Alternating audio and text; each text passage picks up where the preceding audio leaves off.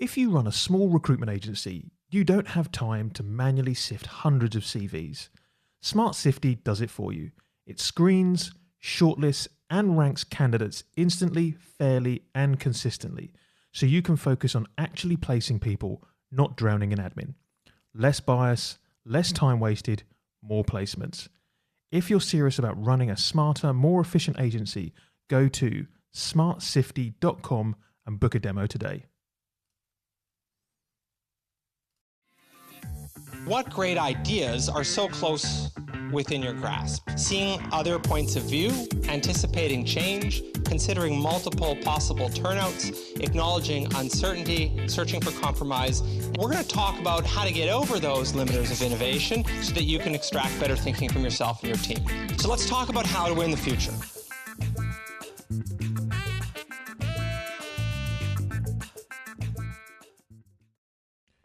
Today we're talking about performance, but not in the way you might expect. Today I'm joined by Michelle Flynn, who spent over 20 years in recruitment before moving into coaching high-performance leaders and teams to succeed without burning out. We get into why work-life balance doesn't really exist, how small changes can have a big impact, and what it actually takes to perform at a high level consistently. Welcome back, everybody, to the Marketing Rules podcast, and it is my pleasure to be joined by Michelle Flynn today. Michelle, we finally got you on the podcast. Here you are. I am indeed. Here you are with us. Michelle, for those people that have been living under a rock and might not know who you are or haven't seen you speak at an event or seen you online, maybe you could give us a little bit about your background and a little bit about what you do now. Okay, so my background is recruitment.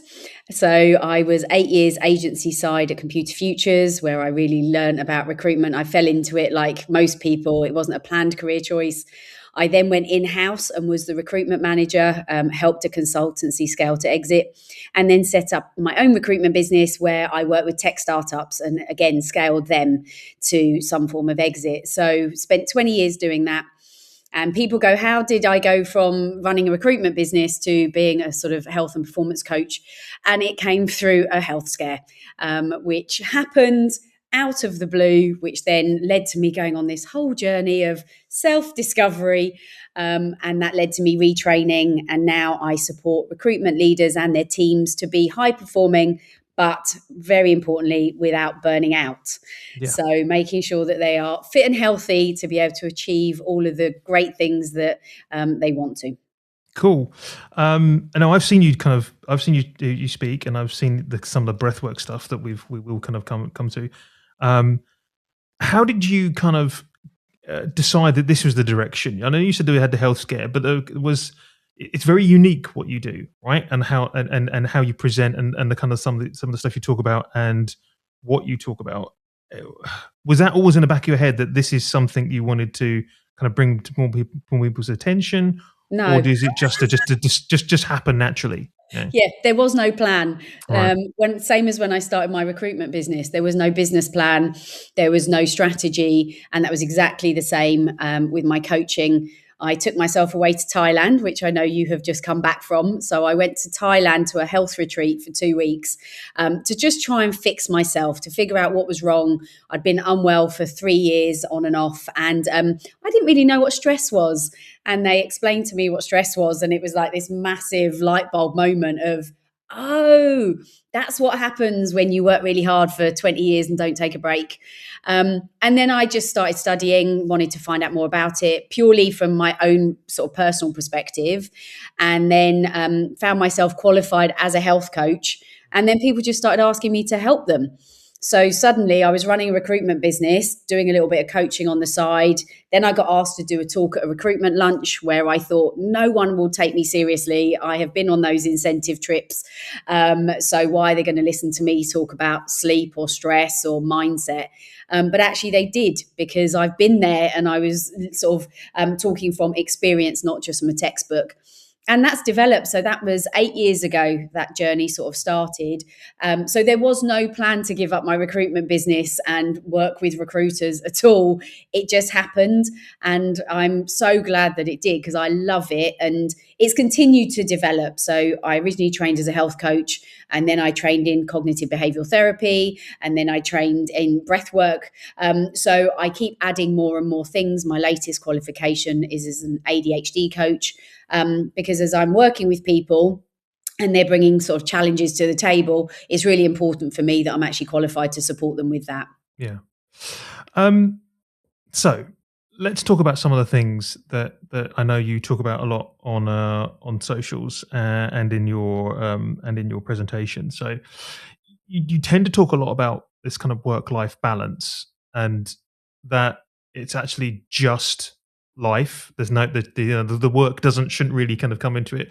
So what do you think then is broken about that kind of traditional kind of way that we work and that balance? What's gone wrong there?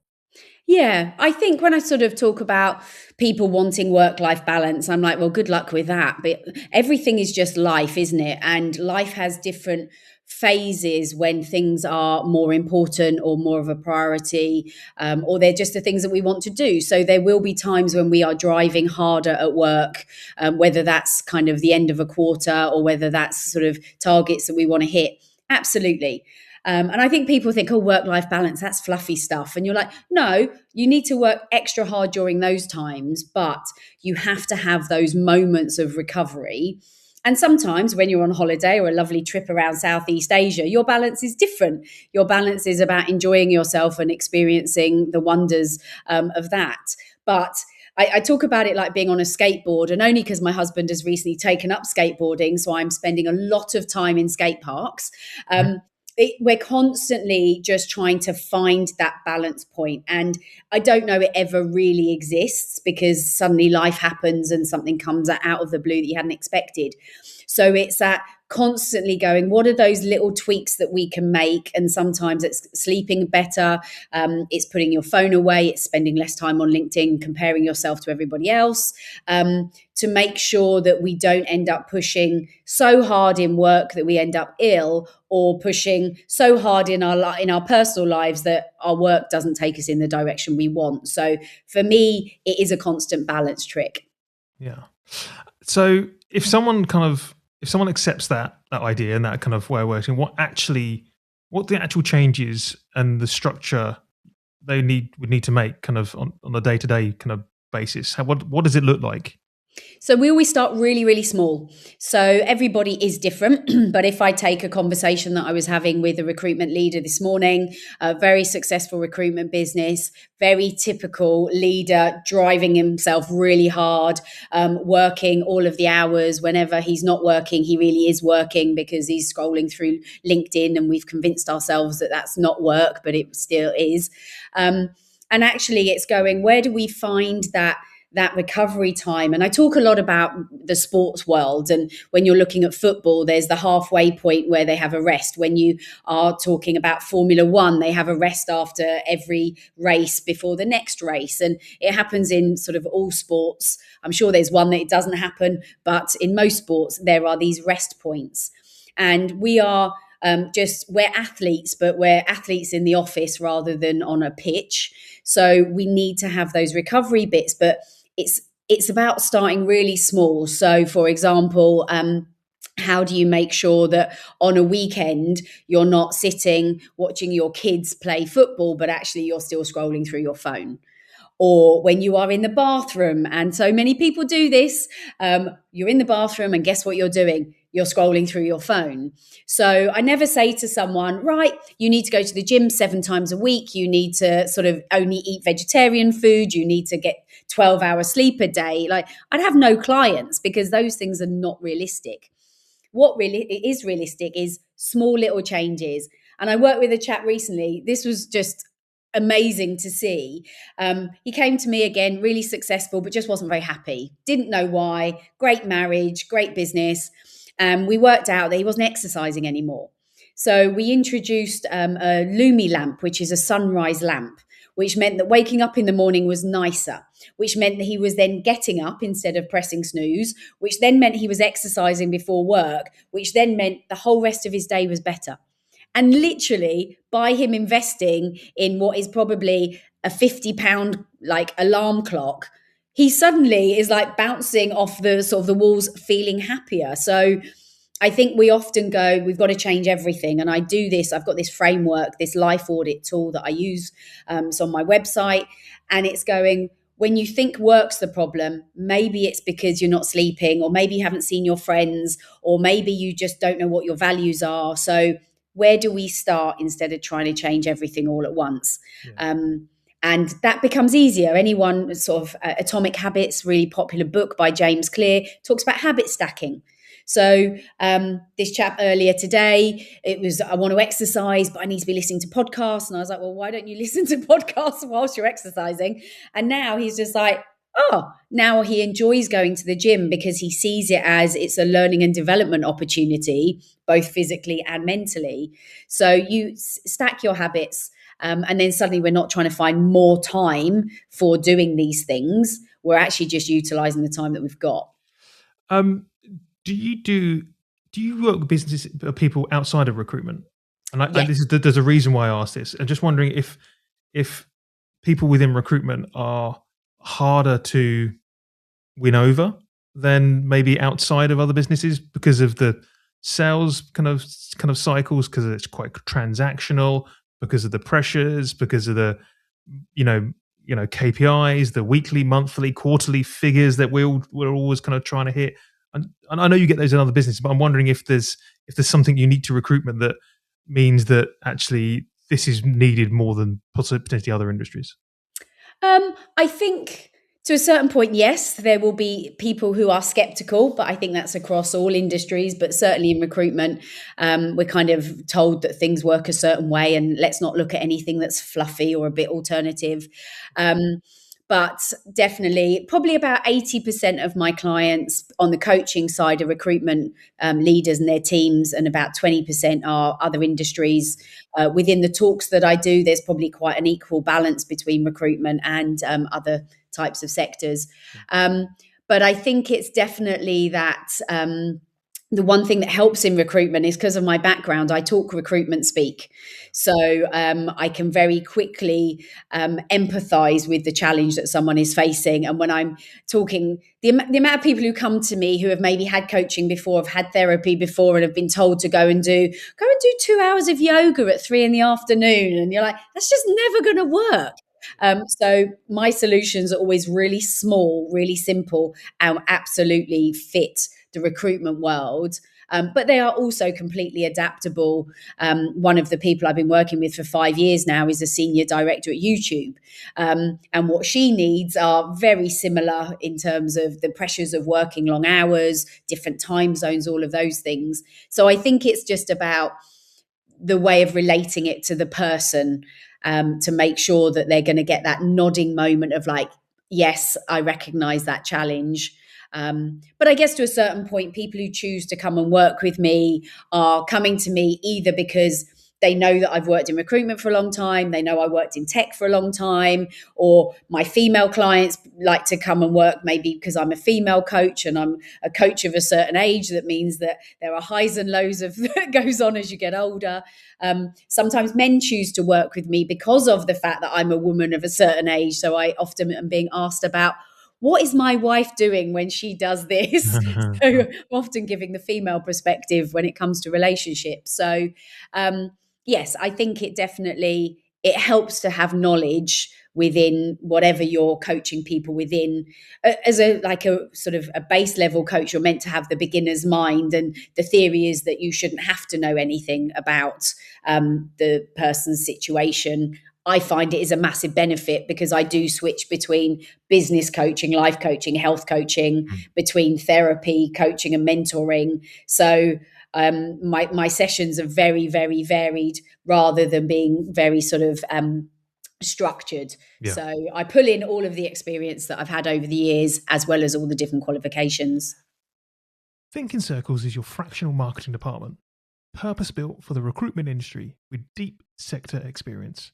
We consult with recruitment agencies, talent teams, and HR and rec tech companies to deliver strategic marketing leadership with tangible results. Our proven approach enables you to attract top talent, drive client growth, and build standout employer brands. As a flexible extension of your team, we offer the insight and support you need to make smarter marketing decisions without the cost or complexity of hiring in-house. And you started off by giving a couple of examples, and they sounded like they were men, right? You said chaps, bloke, and you also mentioned that you've kind of got some female clients. Is there a distinct difference between the issues that you see between male and female, or is it always kind of very similar problems, or is it, I understand that as kind of the women are kind of at a certain age are always they're going to have potentially different issues than men might have, but are there the same stresses? Are there the same kind of issues? Is that something you kind of see? I think the fundamentals are the same. We all spend too much time on our phones. We all put pressure on ourselves, particularly when you're working in a high performing role, whether that's in recruitment or another industry, to achieve, and the way of modern life, of how expensive things are, that we put financial pressures on ourselves, or family pressures. There are definitely different pressures between men and women. And yes, some of that is, as women get older, the hormones change. But we could look at the dynamic within households. There are often different weightings of responsibilities when it comes to mental load. That can be quite a sweeping generalization. Every household sort of balances things in their own ways. But the fundamentals are the same, which is sort of, I'm not sleeping. I'm really stressed. I'm getting ill. I don't know how to manage my time. I'm neurodiverse, or I'm managing someone that is. So those things are completely relevant to anybody. And then you get to the details that are going to be more finely tuned to male or females. Yeah. A couple of times you mentioned kind of high performing teams, and I guess that's one of the reasons why possibly businesses want to work with you, because they want their teams to be high performing. But that comes with its own kind of issues as well, because there must be a point where that ambition potentially tips into burnout, right? And so how do you overcome that? Yeah, it's that very, very fine line. And there's the performance curve. And the ideal thing is to be sat right just at the peak of the curve and not fall over the other side to burnout. I got that wrong. I firmly fell over the other side. And often people are coming to me because they have fallen over the other side. The preference is, let's not get to that point. Let's put the habits in place now to make sure that you are managing yourself, managing your time better, managing your energy levels better, so that you're not getting to that. And that is the thing that can be really hard, because how do you keep driving and keep putting in everything that you need to, and ensure that doesn't happen? And I think people, when they come to me, they may know what to do, but they're just not doing it. And whether that's fear of doing it, the effort of having to do it, the worry that if I take the minute, like my eye off the ball for a minute, everything's going to kind of come crashing down. And you're like, that's not the case. This is just about having the foundations in place. And it's such simple things like, are you drinking enough water? Really simple. Are you eating enough vegetables? Are you making sure that you're getting the best night's sleep? And often people are coming to me because they don't sleep, and my job is to educate them on what good sleep looks like to get them sleeping better. But yeah, I think it is definitely that challenge for people. And some people just aren't prepared to face it, not prepared to do the work. But one of the good things about having a coach is that accountability piece, and the regular voice notes, particularly on Monday mornings. And all of my clients get the voice notes, right, Monday morning, what's the most important thing that you do today? Just that bringing the attention to what do you actually need to do, because we can all busy ourselves and go, oh, look at me, I'm really busy, I'm really stressed. Isn't that a badge of honor? But you're like, okay, but what are you actually doing? Is that going to move the needle forward with your business or with your personal life? Or are you just kind of, as they say, like, are you just being a busy fool? Which often, I think many of us find that we get home at the end of the day, go, I've been really busy all day. Well, what did you do? Oh, just a load of stuff that wasn't really important. I should have delegated to somebody else, or just not done. Yeah. You've mentioned good sleep on a couple of occasions. It's something that a lot of people take the piss out of me about, because I am very regimented on how I try to sleep and the amount of sleep I get, and the time I go to bed is also very, you know, I mean, Brilliant. a lot of people kind of take the piss because I go to bed really early, basically, because I like to get up early. Good. But yeah, I think it's good, right? I think it's one of the things I've cracked personally, potentially. But you mentioned this a lot, right? So let's explore that, right? What does that practically look like? How does that kind of affect how you operate at a high level? Is it simply as like what I do? I'm very regimented. I go to sleep at a very similar time, try to get 8 hours, or is it more complicated than that? No, it's not. It's realizing that sleep is important, and lots of people think that they can get away with 4 or 5 hours and feel fine. And I say, you absolutely might, but imagine how different you would feel if you were getting more sleep. And I think that we all know those days when we haven't slept well, or maybe we've had a bit too much to drink and we've woken up and we don't feel great. We're not going to have a good day. We're probably going to be more irritable. We're not going to be able to think as quickly, solve problems, whatever that might look like, and certainly probably not going to make the right food choices or go and do any exercise. But there are 4 key components to good sleep. One is, are you getting enough of it? So roughly, and we're all different, but roughly we're looking 7 to 9 hours, and there's science about why that is. Do you have a regular routine? So exactly as you're mentioning, our bodies like routines. We have body clocks. When you have babies, you try and get them into a routine. And then as adults, we just throw all of those rules out the window and think that we can do whatever we like. So your body preference is to go to bed at the same time and wake up at the same time every day, including the weekend. The next one is, are you sleeping consistently through the night and not waking up? That's a big challenge for people, often about 3 o'clock in the morning, the sort of the danger zone. So I work with people on stopping that happening. And then the final one, and actually I would say probably the most important, are you getting the right quality of sleep? Because if you get the right quality of sleep, you can cope with having less of it, but you're also less likely to wake up in the middle of the night. So I've got lots of little sort of tricks for people to make sure they're sleeping in the best way they can. Because for some people, particularly if you're working different time zones, or if you have sort of young children, your sleep time isn't going to be that lovely 7 to 9 hours. So we go, right, if you can only get 5 hours, we're going to make sure they are the best 5 hours that you can possibly get. And there's some obvious things. Caffeine is not great for sleep. Alcohol is not great for sleep. And there's lots of little things, again, that we can work on to make sure that if someone is tracking their sleep score or how they feel when they wake up in the morning, that they just wake up kind of, the ideal is that we should wake up naturally without needing an alarm clock, and just bounce out of bed now. It's not always like that, but we can absolutely improve our sleep through some very small changes. I find that at weekends when I turn my alarm off, I still wake up annoyingly at the same time. That's that when I was like, I'm quite looking forward to a lie-in, and still bang 5:30, my brain just says it's time to wake up, and it's like, and I tend to wake up feeling fresher when that happens, as opposed to when I've been woken up by my alarm. Yes. Which is really annoying. Even though I've still got exactly the same amount of sleep, but I think obviously psychologically that you probably can tell me that there's probably less pressure on me that knows that I don't have to get up at a certain time. But I don't know, probably something like that. Yeah, there's lots of stuff around alarm clocks. I'm not a big fan of them. I really like a sunrise alarm clock. So there's lots of brands. I use a Lumilight, but the idea is that it pulls you up into a lighter phase of your sleep, so that when you wake up, you're just in a much better mood. Whereas an alarm clock going off in your deep sleep, it's never going to be a happy moment. Yeah. Let's talk about one of the things that I think a lot of people will kind of know you for, which is the kind of the breath work. And so if someone wanted to kind of use the kind of, well, let's take what is it first, right? Let's start off with what it actually is before we talk about how it can kind of improve you. Explain to me what it is, if no one's heard of kind of what it is you do around breath work.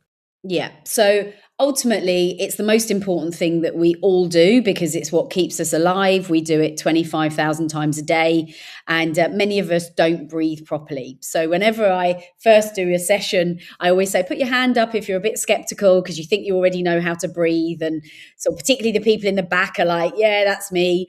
And then I start to talk about, in fact, you need to breathe through your nose, not through your mouth. And I'm all about the science. So I'm trained in the oxygen advantage, which is a very science-based sort of methodology for breath work, because that's, for me, I always like to have the science so that if anyone is skeptical, I can pull out some information that hopefully will convince them. And if that doesn't, then I just pull out the video of Ronaldo or of Novak Djokovic. So I'm like, look, these people are doing it. It's not just hippie stuff. But it is literally you need to breathe through your nose because your nose does different things to your mouth. You need to breathe deep into the bottom of your lungs because if you breathe into the top of your lungs, that does different things to your nervous system.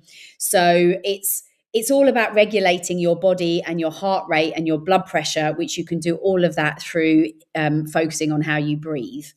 And then I get people trying it because until someone tries it and experiences it and goes, oh, that was nice, or I feel a bit fuzzy, or I feel like maybe sort of sometimes you can feel a bit wooey, like you've had a few too many wines, but you haven't had any wines. So it can give you all of these different feelings, but until someone has felt it, they're probably going to think it's a load of nonsense.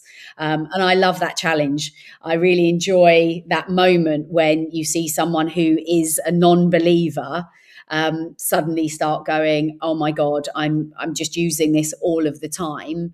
Or when there's people that I don't even necessarily know who has joined one of my sessions and then will tag me in a LinkedIn post because someone's struggling with ADHD or with sleep or with menopause. And they're like, you need to go and look at sort of the breath work. So it is that experience. It was something that was quite new to me. I only first sort of tried it when I was in Thailand at that retreat. And then I started doing more and more, trying different types of breath work because there's the emotionally unlocking, deeply spiritual work. I certainly don't do that in big groups and certainly not in conferences. Everyone crying at Rec Expo wouldn't be the impact I was looking for. So there are those types of breath work, but the work that I do is very much about how you sleep better, how you can cope with anxiety, how you can open up your creative thinking, how you can get into flow state where you're more motivated. Unfortunately, now there are more and more examples of how all of that works, that people are now more prepared to try it. And if they're still skeptical, my husband's a master level breathwork instructor, so he works with a lot of pro athletes. And as soon as I sort of explain to them some of the stories and the experiences that he's had with the athletes that he's worked with, I'm like, look, I see this in my house. These people are in my house, lying on the floor, doing these breathing exercises.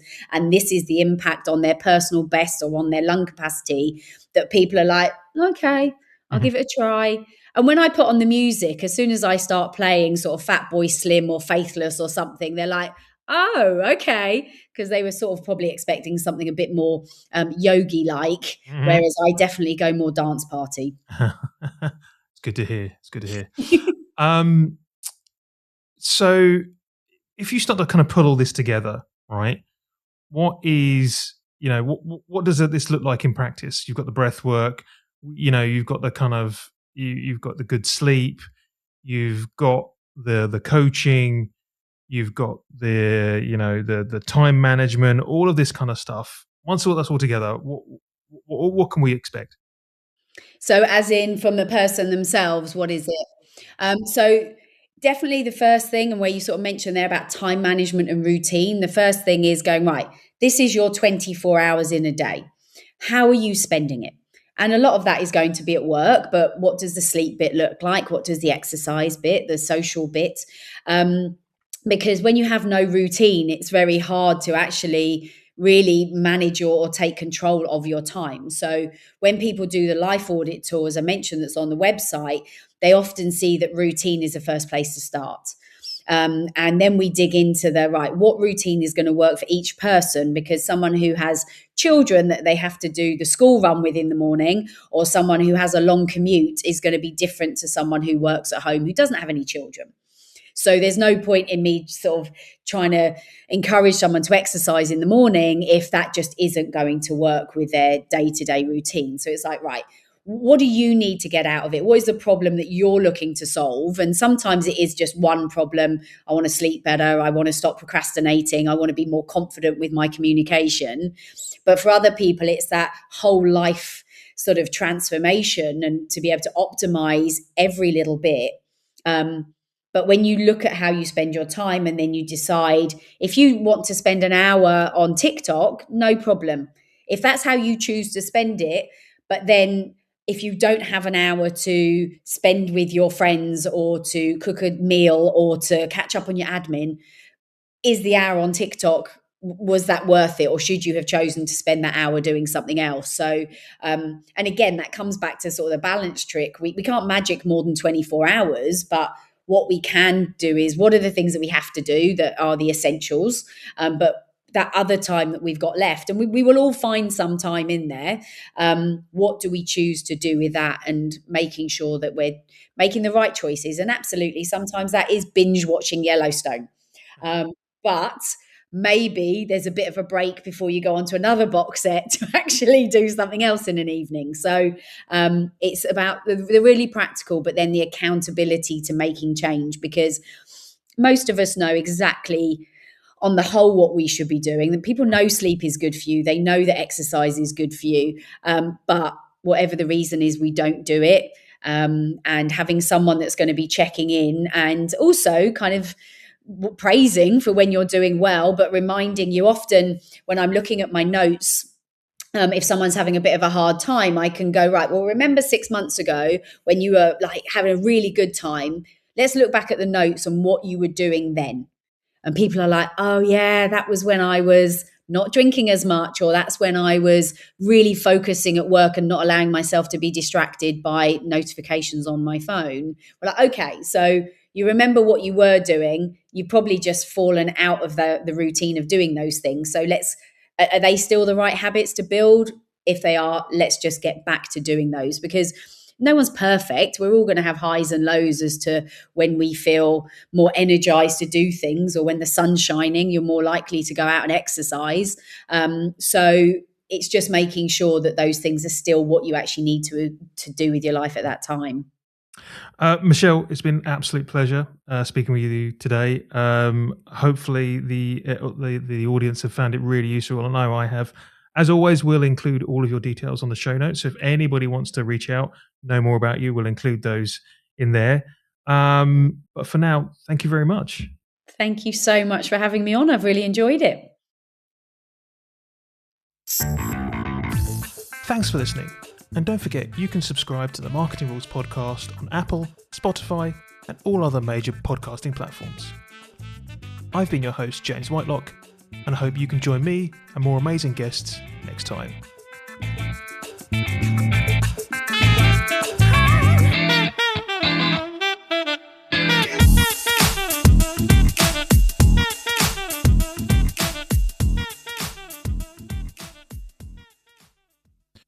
The Marketing Rules podcast is a Think in Circles production.